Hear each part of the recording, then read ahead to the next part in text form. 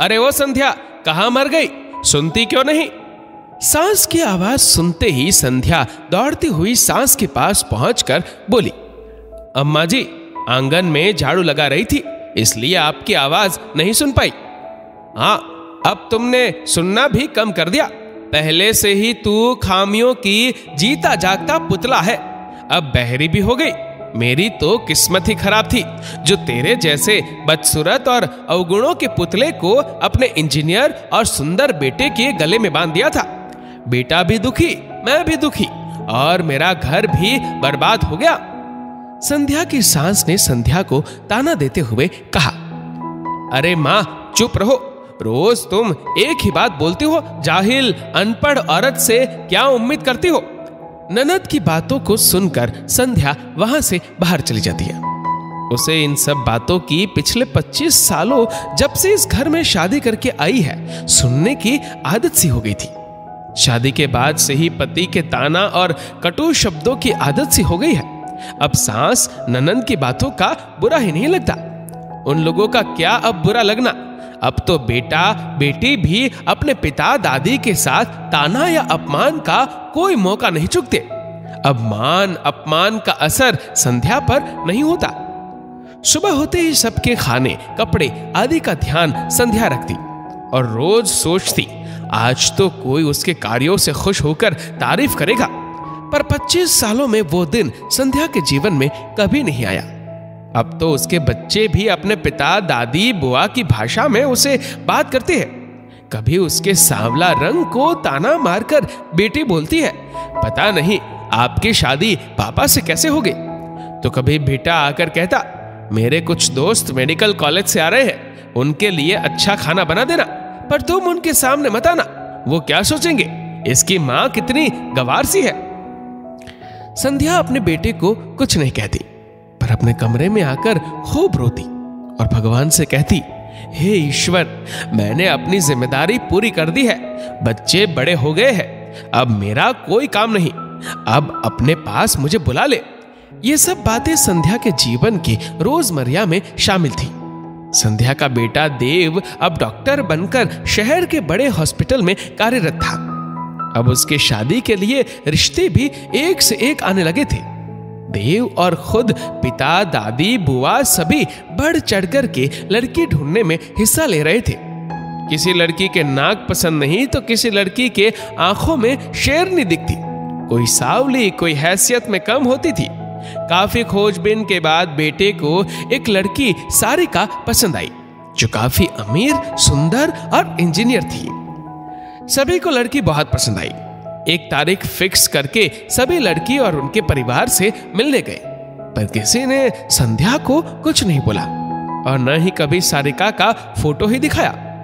संध्या को घर में छोड़कर सभी सारिका से मिलने चले गए। संध्या सब देखती सुनती और सोचती, क्या अपने बेटे के शादी में एक मां की स्थिति ऐसी ही होती है? पर वो चुप रहती, क्योंकि उसका सुनने वाला और उसे बताने वाला घर में कोई नहीं था।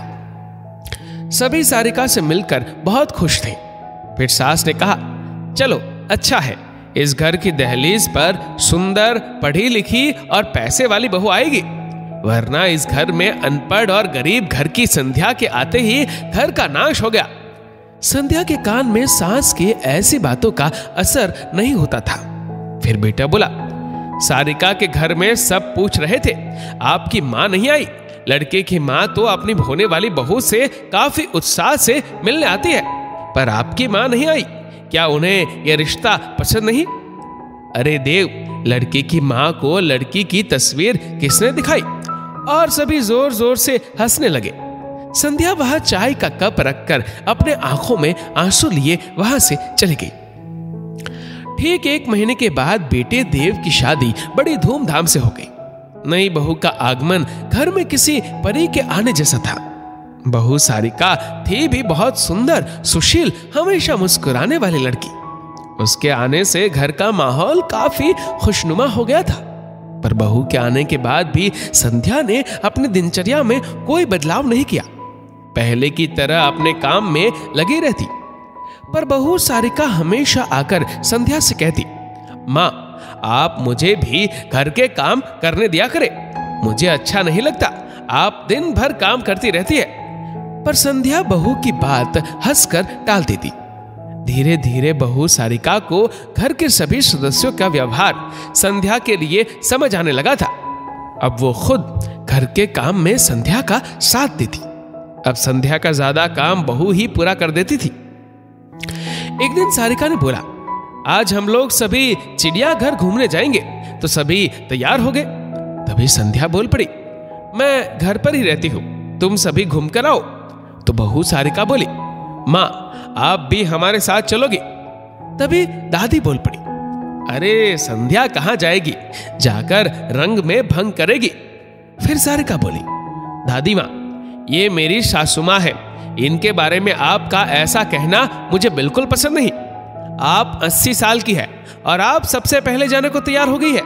ये तो आपसे काफी छोटी और फिट है। माँ जाएगी हमारे साथ, वरना कोई नहीं जाएगा। इतना बोलकर सारिका कमरे से बाहर निकल गई। आज पहली बार संध्या के लिए ऐसा प्यार और सारिका के तेवर देखकर घर के लोग चुप थे और संध्या भी चुप रहकर सभी के सामने खड़ी थी। सारिका ने आज खुद संध्या को अपने हाथों से तैयार किया और आज सभी लोग साथ चिड़ियाघर गए। चिड़ियाघर से निकलते ही सारिका ने बोला, आज हम सब होटल में खाना खाएंगे। फिर सभी लोग होटल पहुंचे। तभी सारिका सबको एक खूब सजे हुए हॉल में लेकर गई। हॉल में जाते ही देव और दादी ने बोला, हम लोग दूसरे की पार्टी में आ गए हैं, जल्दी वापस चलो। तभी सारिका बोली, नहीं दादी, हम सही जगह और सही हॉल में आए हैं। तुम सही समझे देव, ये पार्टी होने वाली है, पर दूसरे की नहीं। ये पार्टी अपनी संध्या माँ के लिए है। आज उनका जन्मदिन जो है, आज हम लोग माँ के जन्मदिन की खुशियां मनाने आए हैं। मैंने माँ के आधार कार्ड में जन्मदिन की तारीख देख ली थी, जो तुम लोग कभी नहीं देख सके देव। तभी वेटर ने 10 किलो की केक लेकर हॉल में प्रवेश किया। तभी सारिका हैप्पी बर्थडे माँ जोर जोर से बोलने लगी। देव, दादी, पापा, आप सभी आज माँ को उनके जन्मदिन पर बधाई दीजिए। आप लोग ऐसे ही खड़े रहोगे या मेरी माँ घर की मालकिन को बधाई देगी? आज पहली बार ही सही, पर दादी अब से हमेशा माँ का जन्मदिन मनाया जाएगा। अब उनकी बेटी सारिका जो उनके साथ खड़ी है। आज पहली बार संध्या सारिका का हाथ पकड़कर फूट फूट कर रोने लगी और बोलने लगी, तू मेरी बहू नहीं, मेरा जिगर का टुकड़ा है।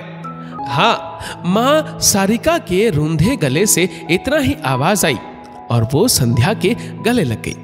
दोस्तों, सास बहू के रिश्ते को समाज में सब लोग अलग नजरिए से देखते हैं, मगर सास बहू दोनों ही परिवार की डोर होती है। यही दोनों मिलकर रिश्तों को निभाए तो रिश्ते की खूबसूरती और उभर कर सामने आती है। इस वीडियो को लेकर आपकी क्या राय है, नीचे कमेंट करके जरूर बताएगा। और अगर आपको वीडियो अच्छा लगा हो तो इस वीडियो को लाइक करिएगा, शेयर करिएगा ज्यादा से ज्यादा लोगों तक, और ऐसे ही और भी इंस्पिरेशनल वीडियोस के लिए सब्सक्राइब करें हमारे यूट्यूब चैनल को और फेसबुक पर फॉलो करें हमारे पेज को। धन्यवाद।